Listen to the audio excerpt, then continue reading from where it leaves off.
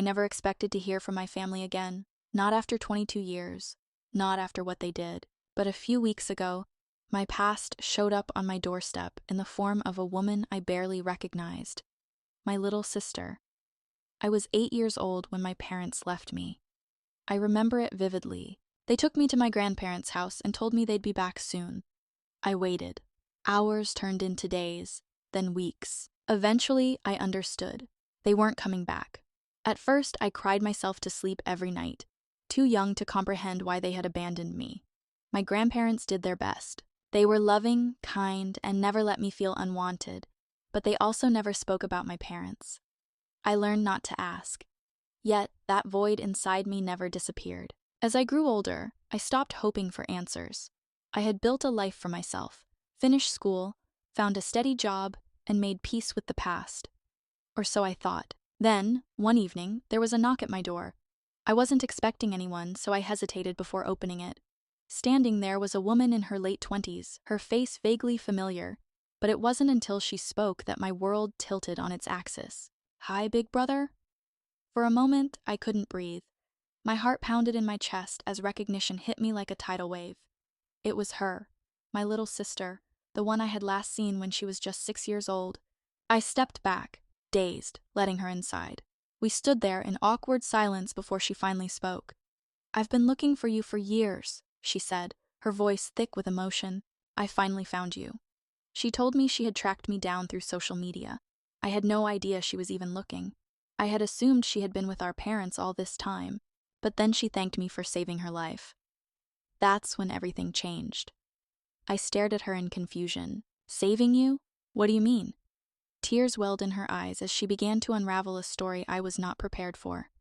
After I was abandoned, she had remained with our parents, but the life she lived was nothing short of a nightmare. They neglected her. They abused her, locked her in rooms for days, ignored her when she cried, and lashed out at her when they were angry.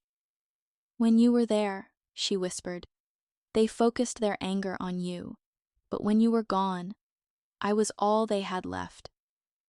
I felt sick. She described the nights of terror, the beatings, the loneliness, but what shattered me was what she said next. "One night, when things were really bad, I remembered something you taught me," she said, wiping her tears. "You showed me how to call the police." I froze. I had no memory of this. "You took me to the phone, showed me how to press the buttons, and told me to call if I was ever in danger," she continued. I was only 6, but I never forgot. One night, when our parents were screaming, throwing things, and she was terrified they would hurt her again, she did it. She dialed the number. She was too afraid to speak, but the police arrived anyway. They saw the bruises, the filth, the neglect. That night, they took her away. She never saw our parents again. I was speechless. She told me she had spent years in foster care before finally being adopted by a loving family. They had given her everything our parents never did: safety, love, a real home. As she spoke, emotions crashed over me. Relief that she had been saved, pride that I had somehow played a part in it, but also seething rage. How could our parents have done this? She must have noticed the storm in my eyes, because she placed a gentle hand on my arm. "I know you're angry," she said softly, "but it's not your fault. It was never your fault." I nodded, but deep down, I wasn't sure I believed her. We sat in my living room for hours, talking about everything we had missed in each other's lives. And despite the years, despite the pain, I realized something. We had survived. We had each other again. And maybe, just maybe, that was enough. The first thing I asked her, after we both sat in silence for what felt like an eternity, was the one question I had been too afraid to think about for years. What happened to them? Our parents, the people who abandoned me and tortured her. Where were they now? Her lips pressed into a thin line. She looked down at her hands, twisting them in her lap, and for the first time since she arrived, I saw hesitation. "They disappeared," she said finally. A shiver crawled up my spine. "What do you mean, disappeared?" She took a deep breath as if trying to find the right words. "After the police took me away, they tried to track them down. At first, they were still in the same house, still living their lives like nothing had happened. But by the time the case against them was moving forward, they were gone. Gone. Just like that. I don't know where they went, she admitted. Nobody does. They left everything behind. No forwarding address, no bank transactions, nothing. Like they vanished into thin air. I felt a strange, unsettling feeling in my gut. I had assumed they had moved on, started a new life somewhere, maybe even had more kids to ruin. But disappeared? That wasn't what I expected. And no one ever found them? I asked. She shook her head. It's like they just ceased to exist. My stomach churned. This wasn't the kind of closure I had been hoping for. I thought you deserved to know, she added, her voice barely above a whisper. I didn't want you wondering. Wondering. That was all I had done for 22 years. For a long moment, neither of us spoke. The weight of everything, our past, the horror she endured, the years we lost, hung in the air like a ghost neither of us could shake. Then she did something unexpected. She smiled. It was small, almost hesitant, but it was real. You know, she said, her voice soft, I used to imagine finding you again. When I was little, I would lie awake at night and pretend that you were out there somewhere, looking for me too. Her words punched a hole through my chest. I never forgot about you, she whispered. I swallowed hard. My throat felt tight. I never forgot about you either. She reached into her bag and pulled out a small, faded photograph. She held it out to me with trembling fingers. I took it carefully. It was old, creased and slightly torn at the edges, but I recognized it instantly. It was us. Me, at 8 years old, with my arms slung protectively around her tiny 6-year-old frame. We were both smiling. It must have been taken before our parents left me behind, before everything fell apart. I kept this with me the whole time, she said, even in foster care, even after I was adopted. It was the only picture I had of us. My chest ached. I hadn't seen this picture in over 2 decades, but here it was, still intact, still surviving, just like us. I'm sorry, I murmured. She frowned. For what? For not finding you sooner. She shook her head, reaching for my hand. You saved me, big brother. You did more for me than anyone else ever could. And in that moment, I believed her. I had spent years carrying guilt, wondering if I had done enough, but she was here, alive, safe. That was enough. But deep down, I couldn't shake the feeling that our past wasn't done with us yet. Because if our parents truly disappeared, then where were they now? The night after my sister left, I barely slept. I lay in bed, staring at the ceiling, the photograph she had given me resting on my nightstand. My mind raced. For years, I had believed my parents had simply moved on, that they had started a new life somewhere, leaving me behind like a forgotten toy. I had assumed they had raised my sister, maybe not well, but raised her nonetheless. But the truth was so much worse. They hadn't just abandoned me. They had destroyed my sister's childhood. And then, when the consequences came knocking, they vanished. It didn't sit right with me. I told myself to let it go. My sister was safe now. I had built a life for myself. We didn't need them. But something gnawed at me. If they were truly gone, why did it feel like a part of them was still lurking in the shadows? The next day, I woke up groggy and restless. I made coffee, sat at my kitchen table, and stared at my phone. Part of me wanted to dig, to look them up, see if I could find anything, an old address, a missing person report, something. But I hesitated. What if I found something I wasn't ready for? Before I could make a decision, my phone buzzed. I frowned. It was a private number. I let it ring once, twice. Then, against my better judgment, I answered. Hello? Silence. A chill crawled down my spine. Hello? I said again, louder this time. And then, just as I was about to hang up, I heard it. A voice, low, raspy. You should have stayed gone. My blood ran cold. I sat frozen, the phone still pressed to my ear, but the call had already ended. The number was blocked. I stared at my screen, my heartbeat hammering in my chest. For a long moment, I sat there, my coffee forgotten, my mind spinning. Then slowly, I turned my head. The old photograph of me and my sister sat on my nightstand, untouched. Except it wasn't. The frame had been turned face down. I hadn't touched it. I was alone last night, or at least I thought I was. I stared at the phone screen, my pulse thundering in my ears. You should have stayed gone. The words replayed in my mind like a bad dream. I swallowed hard, forcing myself to think logically. Maybe it was a prank.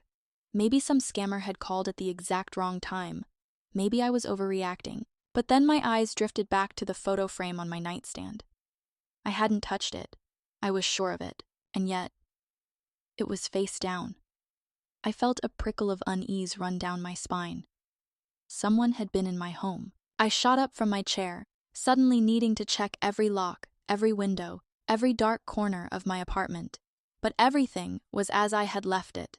The front door was locked. The windows were closed. There was no sign of forced entry. But I couldn't shake the feeling that someone had been here, and they wanted me to know it. I barely made it through work that day. My mind was in a haze, replaying every possible scenario. Was it my parents? Were they still out there watching me? Had they known where I was all this time? By the time I got home, I had made a decision. I needed answers. I grabbed my laptop and sat at my kitchen table, my fingers hovering over the keyboard. I hesitated for only a second before typing their names into the search bar. At first, nothing. No recent addresses. No missing person reports. No news articles. It was like they had never existed. Then, on a whim, I typed in their last known address, the house my sister had been taken from. And that's when I found something. An old news article. My breath caught as I clicked on it. The headline read, "Mysterious Disappearance. Couple flees after losing custody of child." I felt a lump form in my throat. I scanned the article quickly. It was from 22 years ago, right after my sister had been taken into protective custody. It confirmed what she had told me. The police had started investigating them. Then, one day, they were just gone. No trace, no belongings packed. They left behind everything. But that wasn't what made my blood turn to ice. It was the last sentence of the article. Neighbors report seeing a black car parked outside the residence the night before the couple vanished. The vehicle was unmarked, and no one could identify the driver. Police suspect the couple may have had outside help fleeing the area. My heart pounded. They had help. Someone had helped them disappear. And now, 22 years later, I was getting calls warning me to stop looking. Someone didn't want me digging into the past. That night, I called my sister. She answered on the second ring, her voice warm. "Hey, I was just about to—" "I got a phone call," I interrupted, my voice sharper than I intended. Silence. Then, cautiously, she said, "What kind of phone call?" I hesitated. "A blocked number. Someone told me I should have stayed gone." I heard her sharp inhale. "No." I frowned. "No. What?" "No," she repeated, her voice now trembling. "I got a call too." A chill raced down my spine. "What did they say?" She hesitated. "They didn't say anything, just breathing. I thought it was a prank at first, but now—" She didn't need to finish her sentence. We sat in silence for a moment, the weight of everything pressing down on us. "They're still out there," she whispered.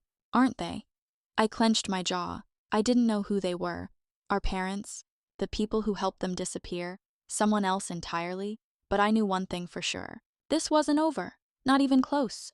I wasn't going to sit around and wait for another warning call. Whoever was behind this wanted me to stop asking questions. And that only made me want answers more. After talking with my sister, we decided there was only one place to start. Our old house. The place where she had been taken away. The last place our parents had ever been seen. Neither of us had been back in over 20 years. We didn't know what we'd find or if anything was even left. But something told me this wasn't just an abandoned house. It was a buried secret. And we were about to dig it up. The next morning, I drove 3 hours out of town to meet my sister. She looked nervous when I pulled up to the diner where we had agreed to meet. She kept glancing over her shoulder like she expected someone to be watching. I felt the same way. We barely touched our coffee as we sat in a corner booth, going over what little information we had. "I tried calling the realtor's office," she said. "The house has been empty for years. No one's lived there since them." A hollow pit formed in my stomach. "So no one ever bought it?" I asked. She shook her head. "No, it's like nobody wants it." That didn't sit right with me. Houses didn't just sit abandoned for decades, especially not in a town this small. "Let's go," I said. She swallowed hard but nodded. The drive to the house was eerily familiar. I hadn't been here since I was 8 years old, but the roads still felt the same cracked pavement, the same endless fields stretching out in every direction. Then finally, we turned onto the street. The moment the house came into view, my sister let out a small gasp. There it was, exactly as we had left it. The paint was peeling, the roof sagged in places, but it was still standing. A house frozen in time. Neither of us spoke as I pulled up to the curb. We sat in silence, staring at the place where everything had gone wrong. Then my sister whispered, "Are you sure about this?" No, I wasn't, but I nodded anyway. "Let's go." The front door was unlocked. That should have been my first warning sign. I exchanged a glance with my sister before slowly pushing it open.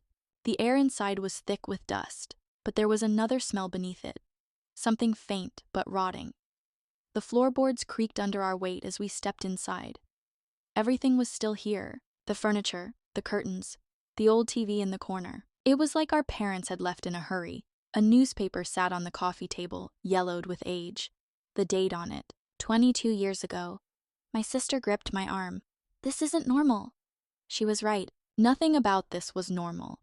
We made our way through the house, our footsteps the only sound in the eerie stillness. Then, as we passed the staircase, my sister froze. "What?" I whispered. She didn't answer. She just pointed. I followed her gaze and saw the marks on the wall. Scratches. Deep, jagged scratches. Like someone had tried to claw their way out. My blood ran cold. "I don't remember this," I murmured, but my sister's face was pale. "I do," she whispered. A shudder ran through me. "What do you mean?" She swallowed hard.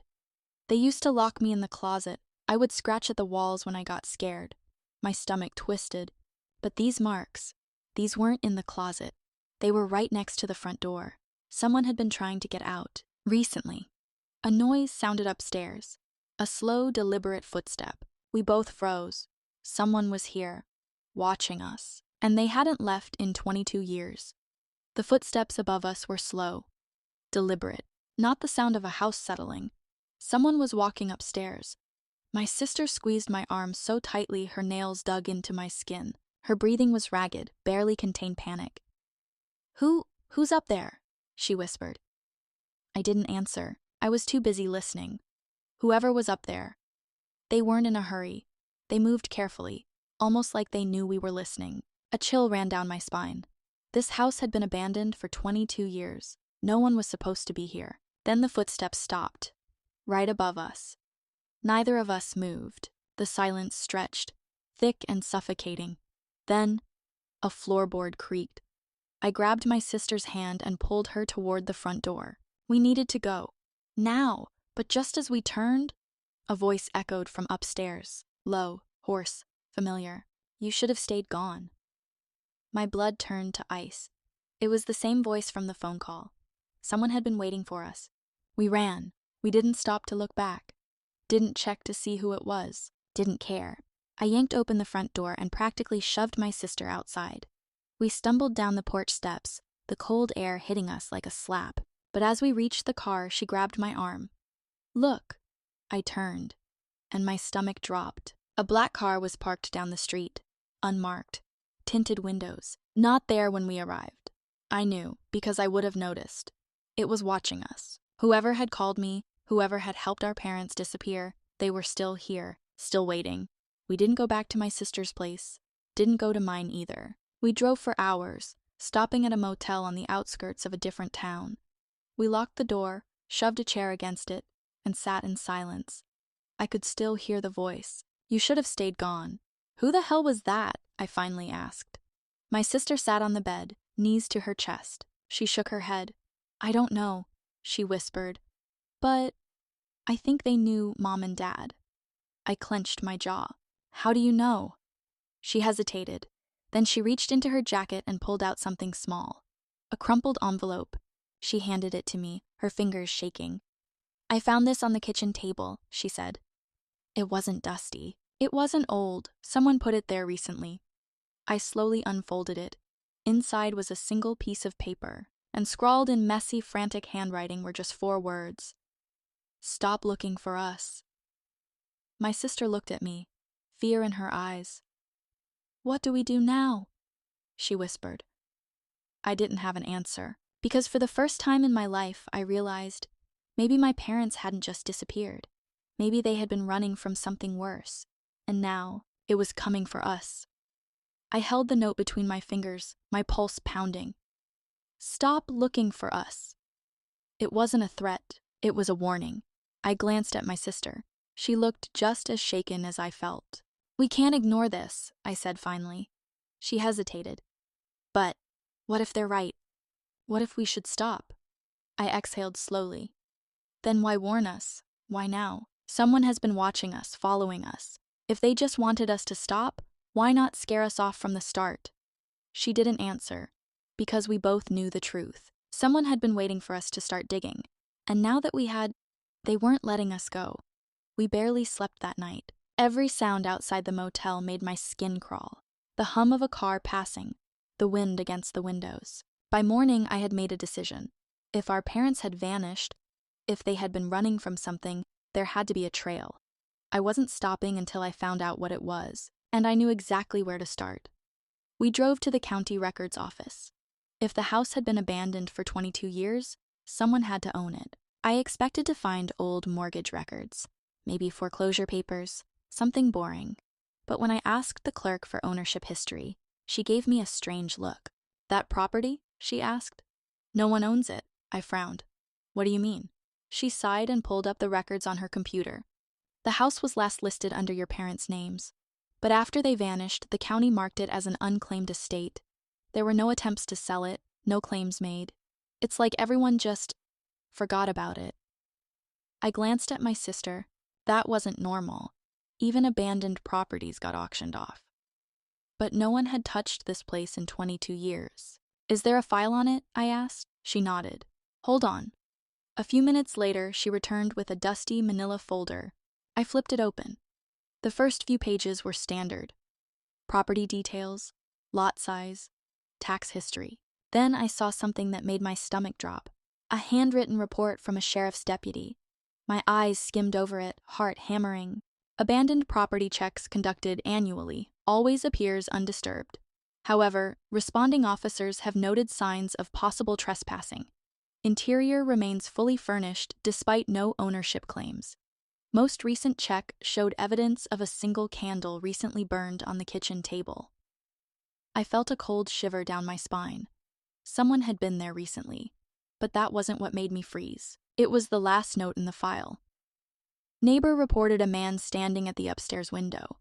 When questioned, she claimed the house was still lived in. Described seeing a tall figure watching her from the second floor multiple times over the years. No evidence of forced entry or squatter activity found." The air in the office suddenly felt too thin. I looked at my sister. The second floor, the footsteps, the voice. We weren't just being followed. Someone had never left. We left the records office in silence. The weight of everything pressed down on me like a vice. The phone calls, the black car, the scratches by the front door. Someone had been waiting in that house. Watching, maybe for us. "What now?" my sister asked, her voice small. I gripped the steering wheel, my mind racing. "Who was the last person to see Mom and Dad?" I asked. She thought for a moment. "Mom's old friend," she said finally. "Mrs. Calhoun. She lived down the street." I nodded. If anyone knew what happened the night our parents vanished, it was her. And I had a feeling she was about to tell us something we weren't ready to hear. Mrs. Calhoun's house was exactly how I remembered it. Except for the security cameras. There were at least 3 outside, one above the front door, one facing the driveway, and another mounted near the back fence. I exchanged a glance with my sister. She looked just as uneasy as I felt. What was an old woman doing with this much surveillance? I knocked on the door. Footsteps inside, then the sound of a lock sliding back. The door opened just a crack. An old woman's face appeared. Mrs. Calhoun had aged, but her eyes were sharp, alert, wary. She stared at us for a long moment. Then, in a quiet voice, she said, "You shouldn't have come here." I swallowed hard. We just have a few questions." She exhaled, glancing past us toward the street, like she was checking for someone. Then she whispered, "They're still watching." A chill ran through me. I knew it. She hesitated for only a second before unlocking the door fully. "Come inside. Quickly." The inside of her house was dark. Curtains drawn, lights dimmed, paranoid. She led us into the living room and gestured for us to sit. Then she turned to me. "I always knew you'd come back one day." My throat felt tight. "What happened to my parents?" She sighed. "They weren't the first." I frowned. "The first what?" She glanced toward the window. "The first to disappear."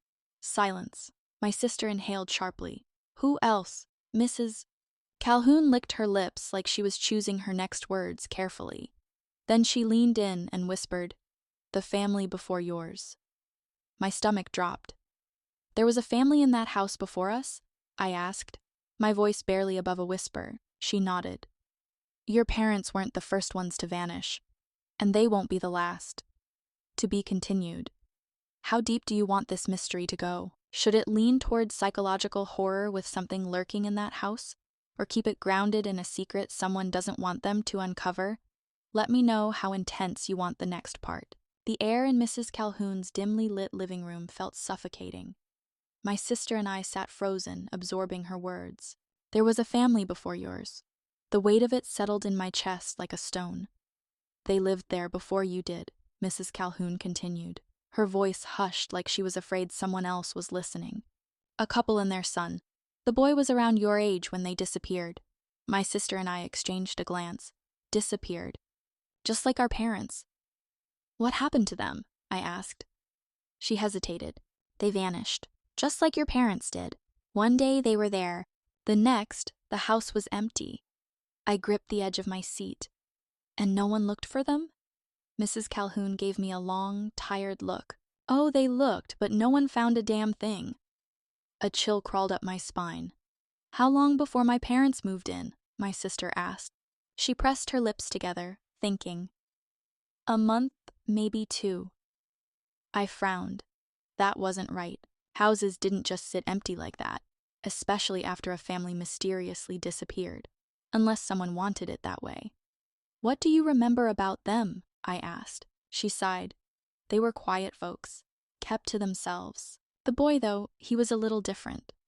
"Different how?" Mrs. Calhoun hesitated.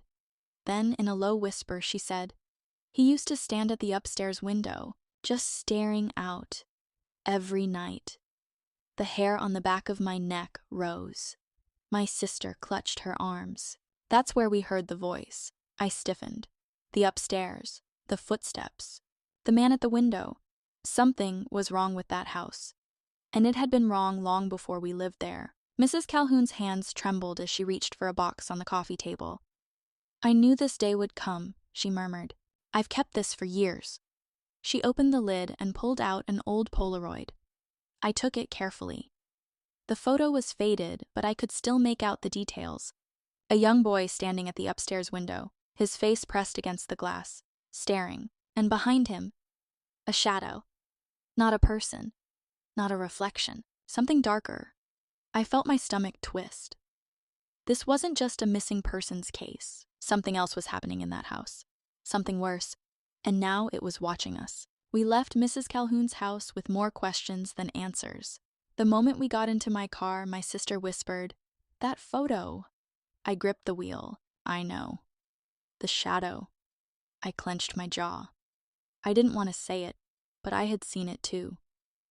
Something had been in that house, and it had been there long before we were. I took a slow breath, forcing my mind to focus. "If there was a family before us," I said, "then there has to be a record of them." My sister nodded, determination flickering in her eyes. "We find out who they were," she said. "We find out what happened." I shifted into gear, my gut twisting with a sense of inevitability. I had a feeling we weren't just looking for answers anymore. We were walking straight into something we weren't meant to know, and whoever, or whatever, had been watching us. It was waiting. By the time we reached the county records office again, my hands were sweating against the steering wheel. I knew, deep down I knew, that whatever we were about to uncover wouldn't be normal, but I couldn't stop. Not now. The clerk at the desk gave us a confused look when we asked about the family who had lived in the house before us. I remember that property, she said, frowning.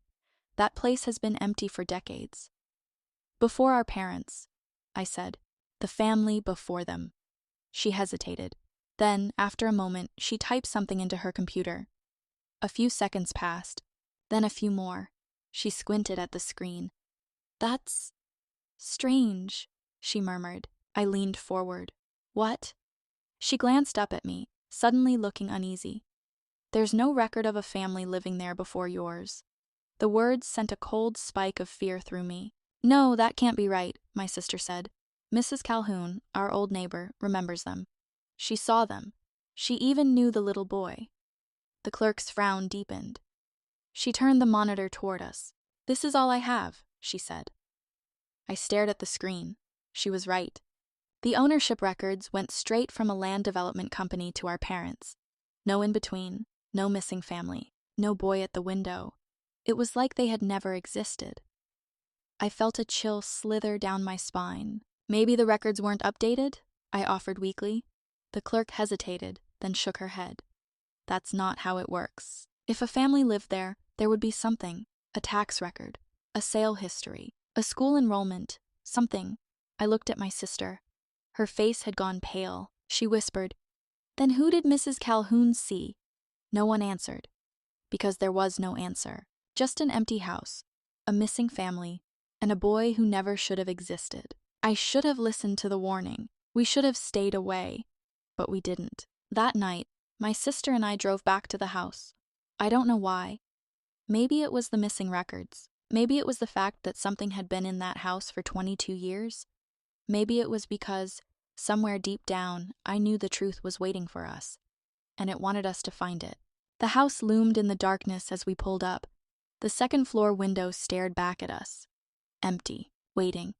I swallowed hard. We don't have to do this, my sister whispered. I gripped the wheel. I think we do. I wasn't even sure what I meant. I just knew we couldn't leave. Not yet. The front door creaked open with a push. The air inside was heavy, thick, like the house had been holding its breath for us. We stepped inside, and the door slammed shut behind us. I nearly jumped out of my skin. Jesus, my sister hissed. That wasn't the wind. I turned to the door, tried the knob. It wouldn't budge. My heart pounded. I glanced at my sister. Her eyes were wide. We were locked inside. The house wasn't letting us leave. Then from upstairs, a single footstep. Slow, deliberate, my mouth went dry. Another footstep. Then another. Then a whisper. Low, hollow. Why did you come back? The same voice from the phone. The same voice from before. And this time, it was right above us. The whisper sent an icy chill through my veins. Why did you come back? My sister grabbed my arm, her nails digging in. Her breathing was sharp and uneven, barely contained panic. We need to leave, she whispered. I swallowed hard. The door won't open. The floorboards creaked above us. Something was moving. Not pacing, not shifting, it was coming closer. I turned to the staircase. The shadows swallowed the upper floor, but I could feel something watching us. My sister pulled at my sleeve. We have to hide. I hesitated. Every instinct screamed at me to run. But where? There was only one way out, and something stood between us and the door. We bolted into the kitchen. I shoved the old pantry door open, yanking my sister inside with me. We crouched between the dusty shelves, my pulse hammering in my ears. The house was silent. Then, a slow step on the stairs, the creak of old wood groaning under weight. Whoever, whatever, was upstairs was coming down. I held my breath. My sister's hand found mine. I squeezed it tight. Then we heard it. A whisper. But this time, it was right outside the pantry door. I see you. I didn't move, didn't breathe. The whisper had come from inches away. Something was standing on the other side of the door. My sister squeezed my hand so tight I thought she'd break my fingers. I could hear it breathing. Low, raspy, wrong. And then, the doorknob turned. A slow, deliberate twist. I felt my entire body lock up in terror. The door didn't open. It just moved, like whoever was outside was waiting. Then, the whisper came again. "You don't remember me." My stomach dropped. I felt my sister tense beside me. I didn't answer. I couldn't. Then, a knock. Soft, slow, tap, tap, tap. The sound sent a violent shudder through my spine. Something was playing with us. Then, just as suddenly as it started, the breathing stopped. Silence. Dead. Still. Silence. For a long moment, neither of us moved. Then I slowly reached out and cracked the door open an inch. My heart stopped. There was no one there, but something was wrong. The entire house felt different. The air was heavier, the light was dimmer, and then I saw it. The front door was open. I grabbed my sister's hand and we ran. We didn't stop until we were in the car, slamming the doors shut, locking them. My hands were shaking as I fumbled to start the engine. My sister turned to me, her face pale. "You heard it, right?" she whispered. I nodded. We sat there, gasping for breath. And then, my sister's eyes widened. She pointed at the house. "Look." I turned. My breath caught in my throat. The upstairs window, a face, not ours, not human, just watching us. And then, it smiled. The thing in the window smiled. Not a natural smile, not something human. It was stretched too wide, its teeth too sharp, like it was enjoying this. My hands were shaking as I turned the key in the ignition. The car wouldn't start. I cursed under my breath, trying again. My sister was gripping my arm so tightly it hurt. "It's still watching," she whispered. I didn't want to look, but I did.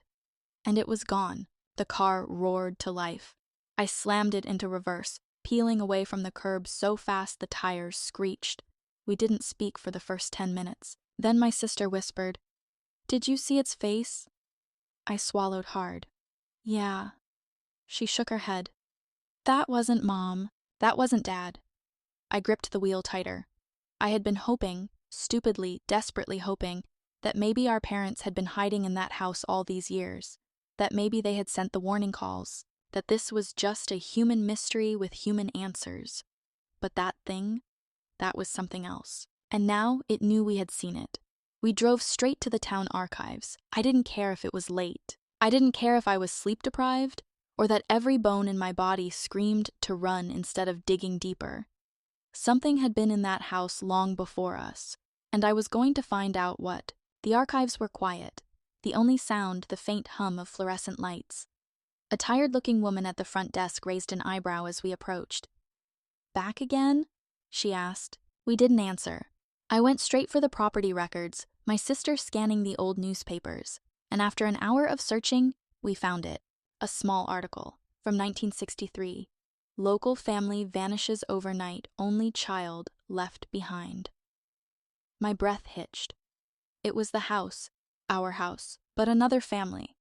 The article was short, barely more than a few paragraphs. A couple, James and Margaret Wells, had lived there with their son, Nathan. Then, one morning, the neighbors found Nathan wandering outside. Alone. The parents were gone. No sign of them ever again. But the part that made my stomach twist, Nathan wouldn't speak. All he would do was stand at the upstairs window and stare. For days. Until finally he was placed in foster care, and the house was sold to new owners. My sister's voice shook. "Do you think—" I swallowed hard. I don't know. But I did know. Nathan Wells, the boy at the window, the scratches on the walls, the thing that was still inside that house. He never really left. And now, it knew we were looking for him. We left the archives in silence. Neither of us spoke until we got back to my apartment. I locked the door behind us, checked every window. I couldn't shake the feeling that we had brought something back with us. My sister sat on the couch, hugging her knees. "I think we need to stop." I hesitated. "You're scared." She looked at me, eyes red-rimmed. "Aren't you?" I didn't answer. Because yes, I was. More than I had ever been in my life. But then my phone buzzed. I glanced down. Unknown caller.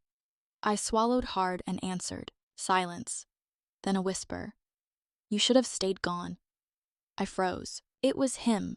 The boy from the window. The thing that wasn't a boy anymore. Then, Just before the call ended, I heard something else. A second voice. Soft, familiar. My mother's voice. Don't look for us. The call cut out. I dropped the phone like it had burned me. My sister was staring at me, wide-eyed. What? She whispered. What did they say? I couldn't speak, because suddenly I realized something terrifying. Our parents hadn't just run away. They hadn't vanished. They had never left. And if we went back to that house again, neither would we. I should have listened. I should have taken my sister and left town, burned every photo, erased every memory, and pretended none of this ever happened. But after that call, after hearing my mother's voice, I knew I couldn't, because she wasn't telling us to stay away. She was begging us to save her. I didn't sleep that night. Neither did my sister. We sat in my living room in silence, the weight of the call hanging between us. Then finally, my sister spoke. If we go back, we don't go alone. I nodded. It was the only reason I hadn't already driven back to that house. We needed help, but who the hell would believe us? We drove out of town the next morning, heading to the only place we could think of, the psychiatric hospital. It took us hours to track him down. Nathan Wells, the boy from the newspaper, the boy who had survived that house. He was in his 70s now, frail, his hair white, his face lined with years of something worse than aging. He barely looked up when we entered his room, but the moment I said our last name, his entire body went still. His eyes snapped to mine, and for the first time in years, his voice cracked out like a whisper from the grave. You saw it, didn't you? My sister and I exchanged a look. Then I nodded. Nathan exhaled, closing his eyes for a long moment. You shouldn't have gone back, he murmured. I swallowed hard. What happened to our parents? His jaw clenched. The same thing that happened to mine. I leaned in. Then tell us, what is it? What's in that house? He looked at me then, his eyes glassy, haunted. And what he said next made my stomach drop. It's not in the house. The house is it. Nathan's hands trembled as he reached for something on his nightstand. A journal, pages yellowed with age. He flipped through it with careful fingers, finally landing on a page. Then he handed it to me. The moment I looked at it, my breath caught. It was a drawing, the upstairs window. The one I had stared at for years as a kid. And in the glass, the same face we had seen that night. The stretched, grinning thing that wasn't human. But the words scrawled at the bottom were worse. It let me leave, but it never let them go. I looked up at Nathan, my mouth dry. Who? His hands clenched into fists. Our parents. Nathan's voice was shaking now. It took them, he whispered. The house? It doesn't just let people vanish. It keeps them. I shivered. What do you mean? He hesitated. Did you hear them? The voices? I stiffened. My mother's voice. My sister gasped. You're saying... They're still there, he said. Not alive. Not dead, just trapped. Silence fell over the room. Then I stood up. We have to go back. We drove back to the house that night. I don't know why I expected it to feel different. More ominous. More alive. But it was exactly the same. The sagging roof. The peeling paint. The front door still slightly ajar, like it had been waiting for us. My sister hesitated. Are you sure about this? No, not at all. But I stepped inside anyway. The moment we crossed the threshold, the air changed. Thicker, heavier, like stepping into something alive. The floor creaked beneath us. The walls breathed. Then, the front door slammed shut. And from upstairs, a whisper. You came back. I turned toward the staircase, every nerve in my body screaming to run. But I didn't. Instead, I climbed. One step, then another. My sister followed behind me, her breath sharp and ragged.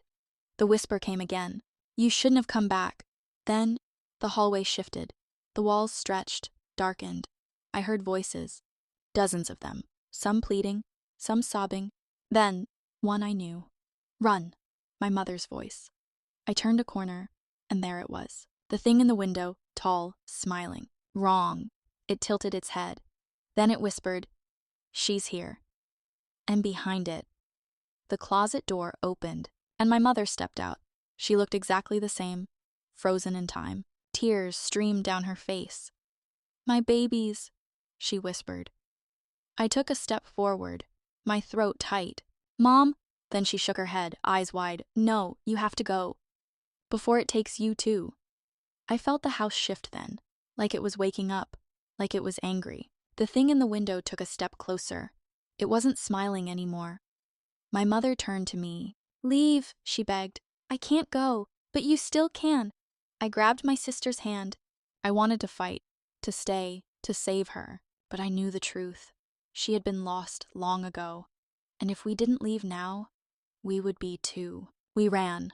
Through the hallway, down the stairs. The walls screamed, the air thickened, the front door vanished. I choked out a sob. Then my sister grabbed me and ran straight through the wall, and the world went black. We woke up on the lawn. The house was gone. Not destroyed, not abandoned, just gone. Like it had never been there at all. We never spoke about the house again. Not to each other. Not to anyone. Nathan died a few weeks later, peacefully, in his sleep. The archives erased all records of the property, like it had never existed. But sometimes, late at night, I hear knocking at my bedroom window. Tap, tap, tap, and when I look, I swear in the reflection I see a smile, waiting,